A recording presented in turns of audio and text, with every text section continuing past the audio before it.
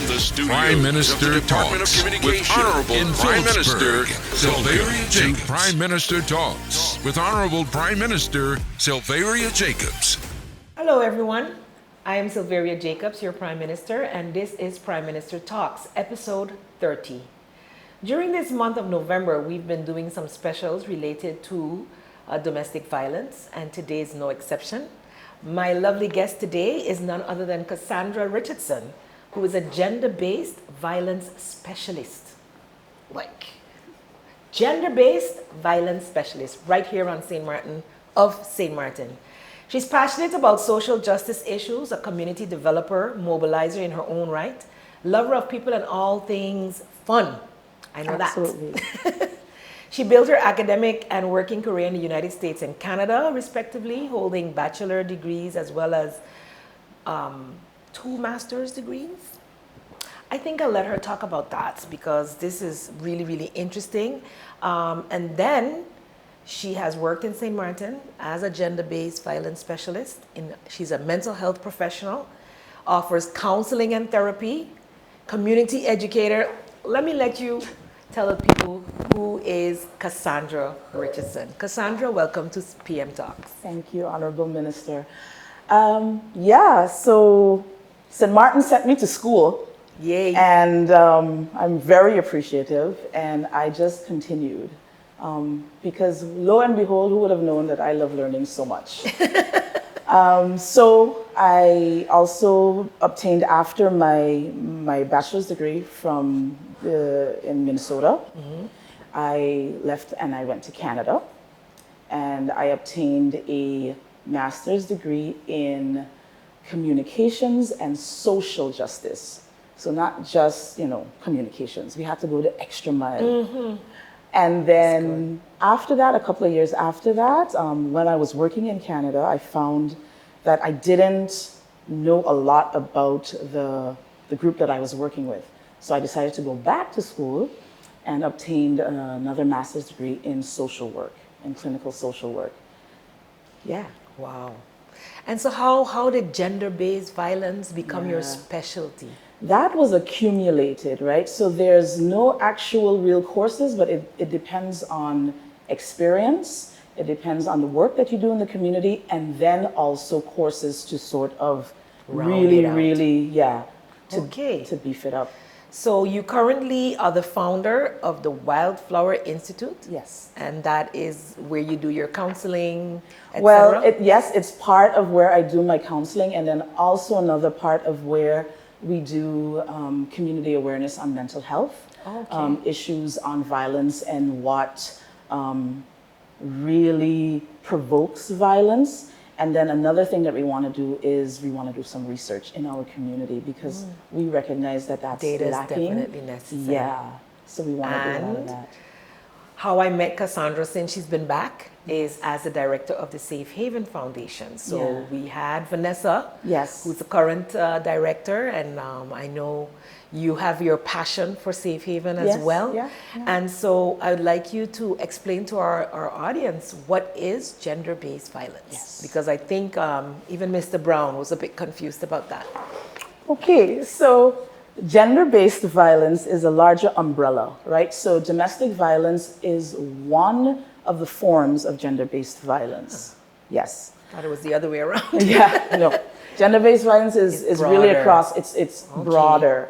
Domestic violence or relational violence, and we talk about gender-based violence because it's really perpetuated from gender norms.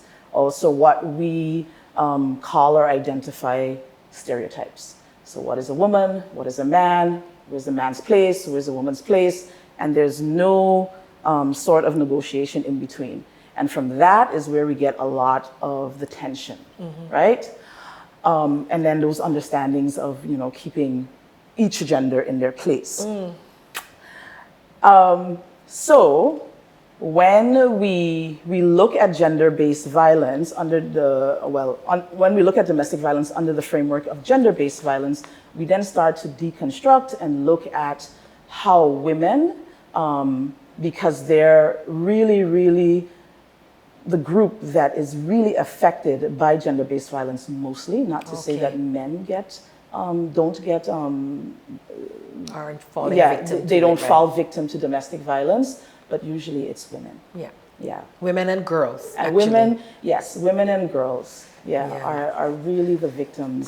So I'm glad you're like basically corroborating my fact sheet here, and you know, there are many other types.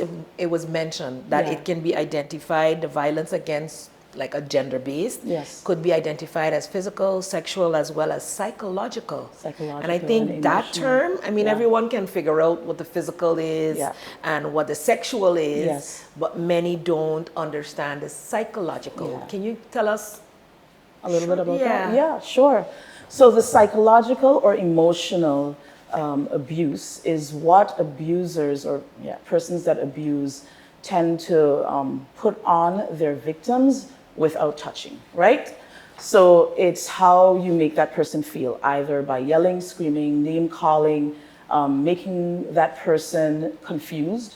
So if the person experiences something that is unjust, that the abusive person will say, well, you know, no, that didn't happen, or you're Play it probably down. crazy. Yeah, they play it down, and we call that gaslighting, right? So that's one form of psychological abuse. So we have different forms how that can take place: manipulation. We also have spiritual abuse. So not letting your partner or the victim access any sorts of activities which would bring them, you know, towards spirituality, not letting them go to church, not letting them, you know, practice. whatever makes them feel? Whatever makes them feel. So in domestic violence, it's really about control, right? It has nothing to do with love, or it's a warped sense of love. So it's really about the person who is abusive, actually an insecure person, trying to exert their control on a victim. Wow. I think that's very, very powerful.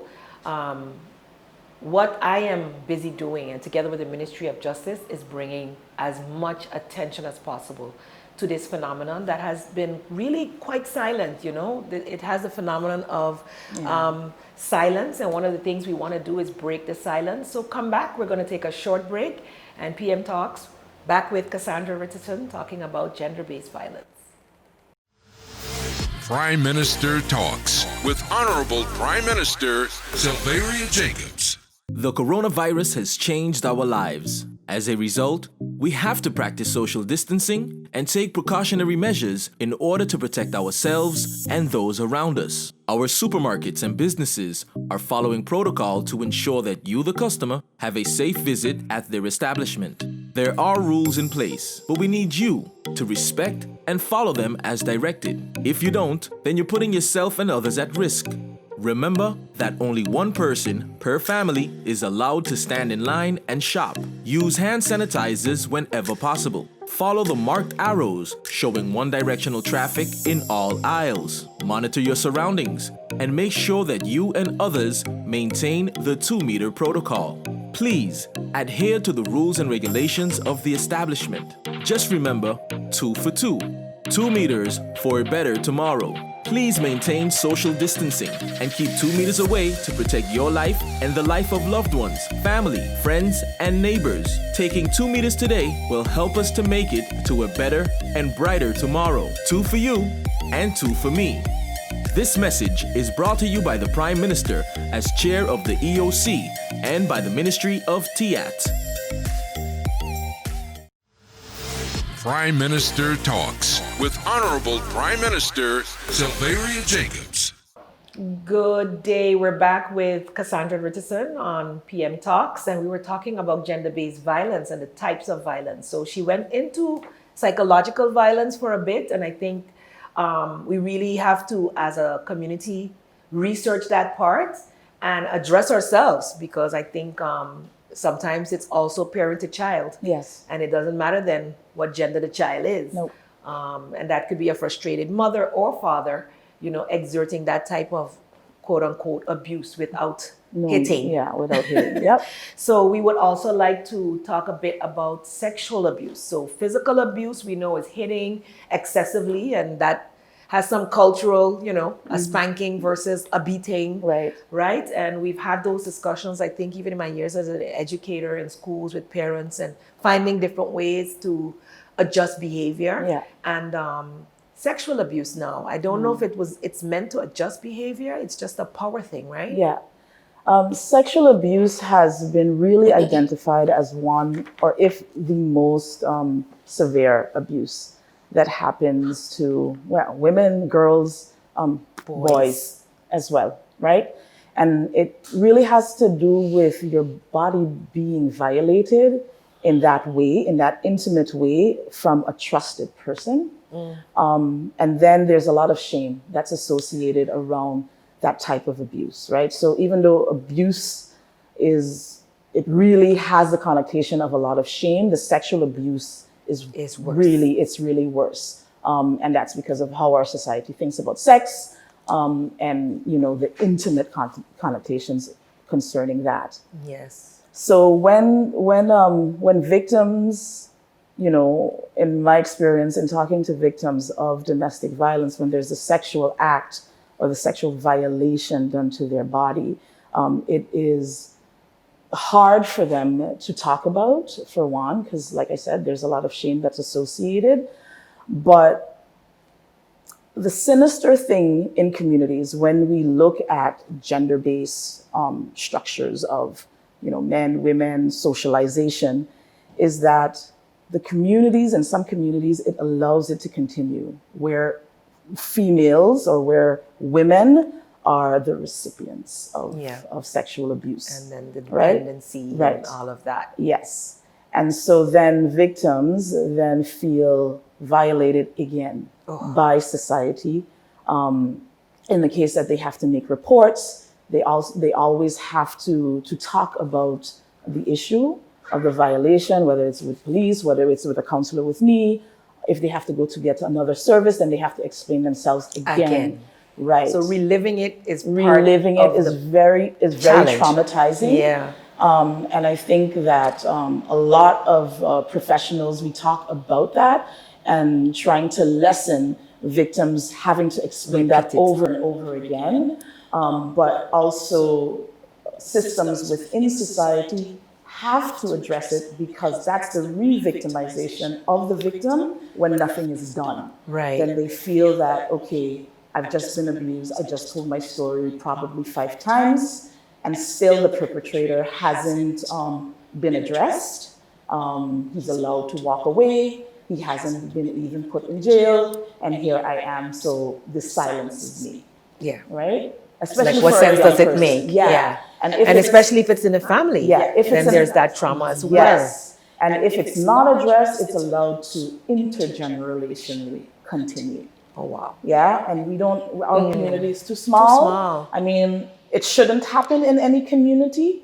But, for smaller communities, because it catches like wildfire. Right. And we have to stop, and we have to address it, and we have to bring accountability to the perpetrators and not leave the oneness of responsibility on the victims.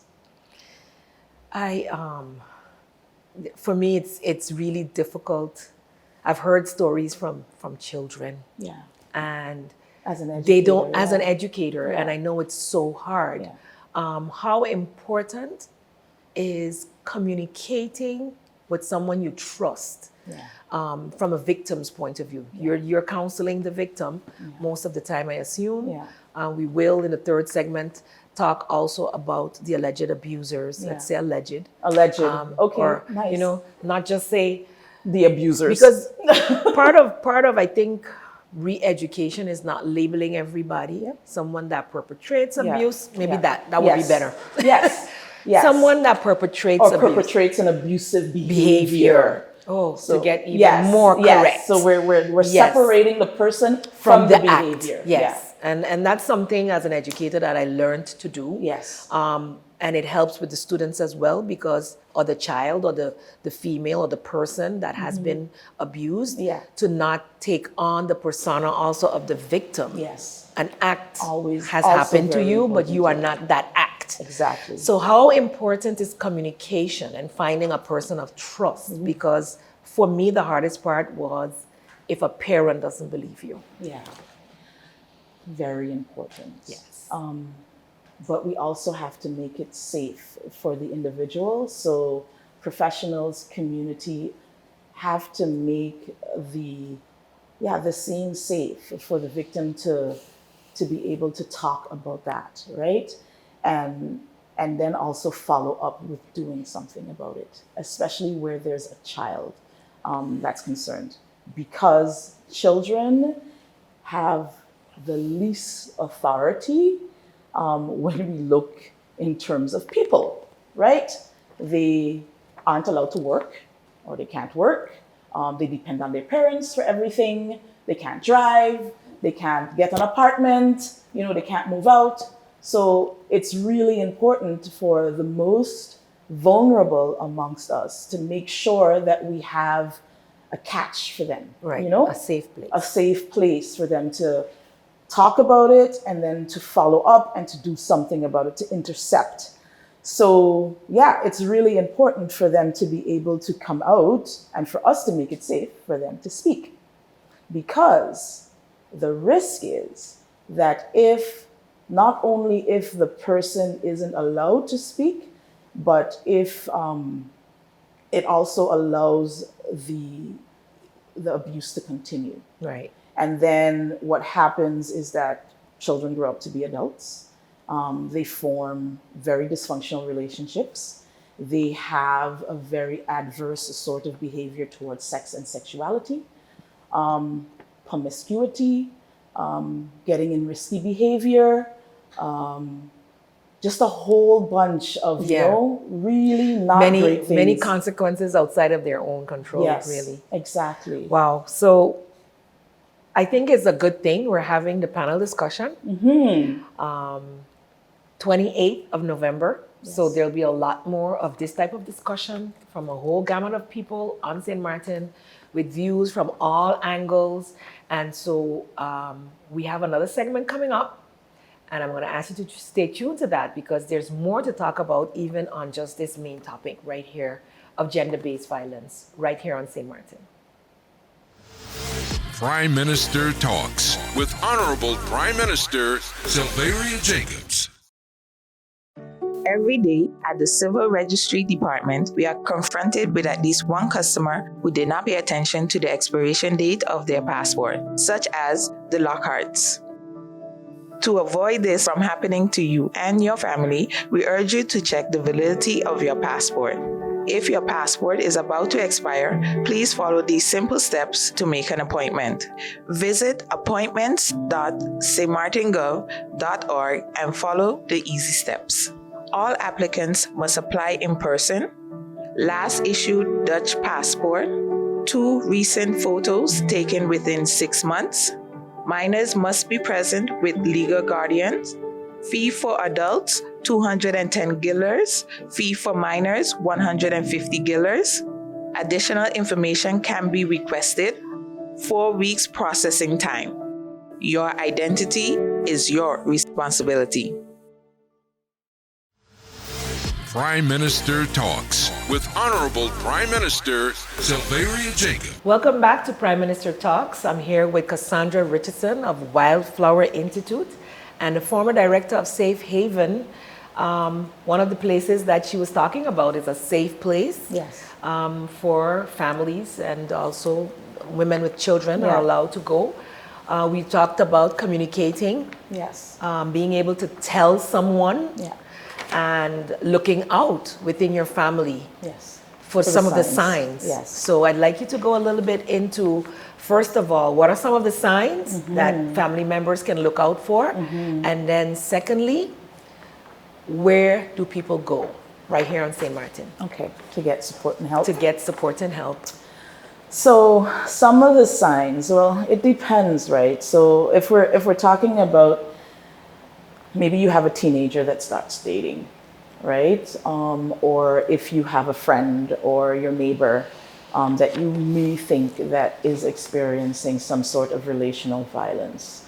So let's start with persons with children, teenagers, young people. So if you have teenagers in your household that are starting to date, again, really take note of the gender structure, right? So some things that we may think that are cute, and oh, look at that, he's so protective, that's so great, or she's so protective of, my son or daughter. Those can be also telltale signs of starting to controlling behavior. And the tricky thing about it is that our, I don't like to say culture, but our people, whether they're here It's or culture, anywhere what else, we do. Yeah, it's what we do. We tend to sort of downplay that, right? So if your partner asks you about, I don't want you to wear this, I want you to wear that. You shouldn't go to school here, you should go to school here. How comes you didn't call me back? Where were you between period 10 and period 12? How comes I couldn't get in touch with you? Can I see your phone? Those kinds of, controlling behaviors. Parents, please don't, downplay it and, say that, oh, he's just trying to keep up on you. Or he's just worried. That's not acceptable. No, it exacerbates later in life, right? Where now, like I said, young people turn out to be adults, and then they have more privilege, they have more power in how they exert that control. Oh, wow. Yeah, so be careful with that. Also look for signs if your teenager is a lot, outgoing sorts of personality, if they retract, if they're more passive, if they stay in their room, if they're sad constantly, look for marks, things like that. If they have friends and now they're not hanging out with their friends anymore, ask your teenager some of those questions. Ask. Do not demand. Because what will start happening is that your teenager will then start Hide to pull from back, you, yeah. and they will hide. And they need adults with good sense in order to talk about these things too. Yeah? With your neighbors. Now, if you hear anything, if you notice that that maybe there's a couple that lives next door in your neighborhood where there's only one partner that takes over the conversation, the other partner isn't allowed to speak, how one partner speaks to the other partner in sort of a diminutive way. Look out for things like that. Listen to screams. Anything that's concerning, call someone. Call the police, right? Call Safe Haven. I know that they also offer advice 24/7. They have people on their phones that can offer that advice to the general public. So not just for victims as well. Yeah. Something that was interesting in my discussion was that now we're focusing also on the persons with the behaviors, with the negative behaviors, Yes. the toxic behaviors, and not only trying to help the victims, but also the perpetrators.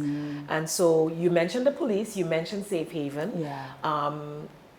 I know as a former teacher that the court of guardianship Yes. played a big role. Yes. Especially if it was in the home, Yeah.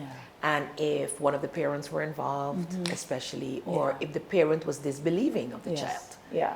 Because at the end of the day, I don't think a lot of people know that as a parent, you have the right over your child, but Yes. if authorities can recognize that the child's right Is to being safety violated, is being violated, that you can even temporarily lose that right while it's being investigated. So Absolutely. I would really say listen to your children. I Yes. don't know what you would say. I would say definitely listen to your children and find every opportunity to learn about better behavior, right? And healthy behavior. So in the case of court of guardianship, where the rights of a child is being violated, definitely they do step in and they do an investigation. We do have some gaps in our community. I think that we can definitely do it better. Yeah. Bringing more awareness, and then also tightening up, the services that we provide for victims and for even perpetrators. So, yeah, still a lot, of improvement, but at least we're in a community and in a society that provides support. Even during this month, I must say I've learned and happily so that there have been some developments over the years. There was a lot of frustration. Yes. I've been out of the classroom or schools for 8 years now, and I'm like, I don't really know how it is on the ground level, but I know Yes. from what I'm hearing. I had the young lady Rose Fleming from the Yes. policy department. Yes. She is gung-ho, Yes. ensuring that something is put to paper Yes. to define how You to address deal it, with the yeah. persons who come forward, etc. I know the police through the Ministry of Justice Yes. also have a unit Yes. specifically to deal with that, because I think there was a bit of an insensitivity There was a lot of in the insensitivity. past. Yes. I'm trying to be nice. Yes. Yes. Yes. Towards the subject because Yes. of culture. Yes. They consider that normal. They consider it normal, or frustration, just like a lot of the community, right? So the thing about with domestic violence is that it's a revolving door. So it takes a person about, the stats are 7 to 11 times to leave a relationship. Oh wow! Yes. That one was a shocker for me. Yeah, Like yeah. sometimes it was like 4 to 7 times Yes. before it gets to that point. Before- And that was after the Sean Princess thing. Yes. Yes. And you were there as well. So I Yes. think you gave us that bit of information. Yes. So we're missing a lot. And I'm Yeah. hoping that we can get more opportunities to hear from you, to hear from the other professionals in this field, to break the silence and to break the stigma. Yes. Because so much of it we have survived and we continue, but the baggage remains there. Yes. And Yeah. then you get into Yeah. negative then- relationships as an adult. You think you've Absolutely. dealt with it and you're handling it and you're Yeah. not. And you're just sort of perpetuating Yeah. bad behavior, whether it's passive or being aggressive. And that's not healthy, right? It's not healthy, it's not happy, and we have one life as far as we know. Right. So let's enjoy it Yes. and be kind. Well, I must say it's been a short time, Yeah. but I look forward to the panel discussion where we'll be sharing the stage with several other professionals. I'm honored to be in that company, but I really, really ask the people of St. Martin to tune in on Saturday, November 28th at 4 p.m. 4 p.m. to, At- to 6. Yeah. 4 to 6 p.m. on the Safe Haven Facebook page. Safe Haven, Safe Haven Foundation. SXM. Wow. Yes. You see, as former director, thank you for that. It's been my pleasure to have you here as my guest on this too. 30th episode of Prime Minister Talks. Thank you. And I wish you and all the stakeholders who are working diligently throughout the year much success in breaking the silence and helping people to find their true voice and perpetrate more positive behaviors that will help our community to be more healthy. Yes. Thank you. Thank you, Honorable Minister. It's been my pleasure. This is Prime Minister Talks. I'm Silveria Jacobs. Until next time.